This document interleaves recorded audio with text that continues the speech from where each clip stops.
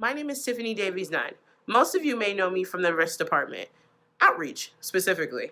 However, I'm coming to you in a very different capacity. I'm coming to you as chef.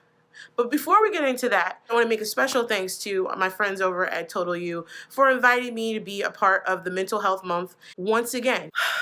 And I would like to thank our nutritionist friend Rose for providing us with 3 special ingredients for today's activity, which is our slice cooking challenge. Let me tell you what cooking means to me. Cooking has always been super special to me because I've been learning since I was a little child and by different teachers, mostly my grandma, my grandfather, and my mom. Everything about food, flavor, creating recipes, and that overwhelming sense of accomplishment when you get it right brings back such warm and fuzzy memories to me, and especially a sense of community and belonging. And I think that's what mental health is mostly about, having that sense of community, feeling accomplished, and actually feeling like you belong. So today I'm going to show you how to use Rose's ingredients in a cool recipe that'll boost your mental health, and it tastes good. So, enough talking, let's get to cooking. Welcome to the Slice Cooking Challenge. Today we're going to go over the 3 magical ingredients that Rose has given us. So here's our basket. And first, we have garbanzo beans, better known as chickpeas. We also have quinoa, which I decided to use in a pasta form. And lastly, we have edamame, which is really delicious. I'm going to show you how to use it right now. So, the first thing we want to do is get a nice saucepan and put some olive oil inside, and we want to get a minced shallot, about half, cut up, and we want to saute just until fragrant. So shallots have a onion and kind of like garlicky flavor. The garlic flavor is really mild, so if you don't really like garlic that much, you hardly won't taste it. It just gives it a little something. In here, we also have chopped garlic and some chives. So what we're doing here is we're preparing our chickpea and garlic sauce. So we're just going to saute this until it becomes fragrant. Anytime you can smell it and it smells delicious, that means you're on the right track. So you're just only going to saute this on about medium heat for like 2 to 3 minutes, and then you'll move on to the next step. Saute, saute. Okay, now we're going to add our chickpeas or garbanzo beans. Make sure that when you add them though, that you rinse off the salt, because it's in salt water when it comes, but you rinse off the salt water and rinse the beans thoroughly so you don't have any extra salt in your food, because these things already have enough salt in them. Now I know you're wondering, hey, we're putting all this delicious flavor in, but we haven't seasoned anything yet. No problem. Salt and pepper goes a long way. You don't need a million seasonings, you just really need 2. Salt and pepper will make everything delicious. So we just add a little salt and pepper, and now we're going to add some chicken broth, and you just want to put just enough chicken broth to slightly cover the garbanzo beans. And we're going to let these cook on a medium-low heat for at least 10 to 12 minutes.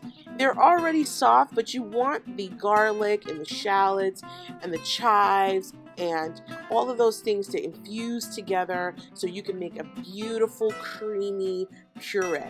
So that's what we're looking for. So we're just going to put the lid on and set this aside and let it cook, and we're going to move on to our next step.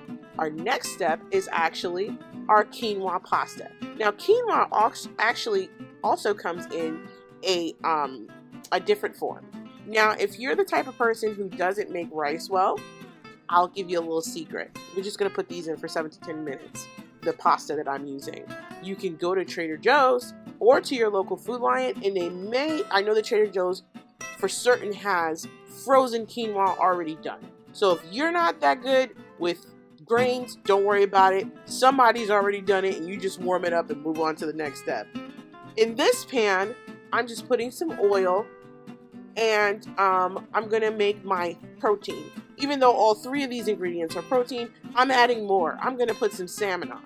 So this part is completely optional. If you don't like salmon, you can use anything, shrimp, chicken, whatever you want, it'll go fine. Or even tofu, if you're not a meat eater, it can go fine in this recipe. So here is our chickpea, shallot, garlic, chives, salt and pepper mixture that I'm using my emulsion blender to make smooth. If you have a food processor, it'll do the same thing, or even a blender. So don't worry, if you don't have these fancy gadgets the way I do, just use a blender. It'll do the same thing. So here we are flipping our fish. I cooked mine about 4 minutes on the skin side. As you can see, super crispy and delicious. And I'm gonna cook the other side for about 3 minutes or so. So I'll have a medium cook there. But if you like yours a little bit more well done, keep cooking. Here's our sauce. We're gonna pour it over our pasta. We're just gonna mix that up a little bit.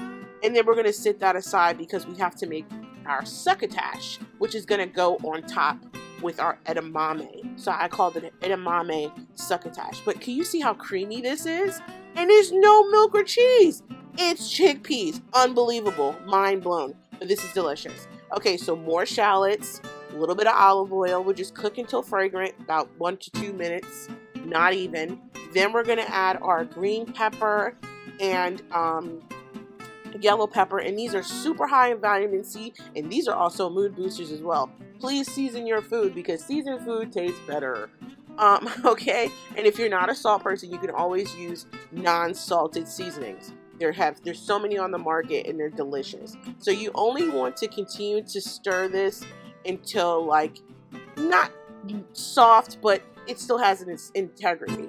So here's our succotash, and we're only going to cook that for about 2 minutes until we end up with this beautiful plate here. Here is our salmon topped with our succotash and over a bed of our chickpea, garlic sauce, and quinoa pasta. This is a super easy meal. I got this on the table in under 30 minutes. This is something that will please your family. It is also a really, really good way to get your kids to eat vegetables if they're totally not into it, because if they can't see them, they don't know that they're there. As long as you make things flavorful and delicious, people will eat just about anything. I hope you enjoyed this cooking demonstration as much as I enjoyed making it for you. I will make sure that the recipe for this meal is on our mental health matters Yammer group, and I'll see you guys next time. Have a great day.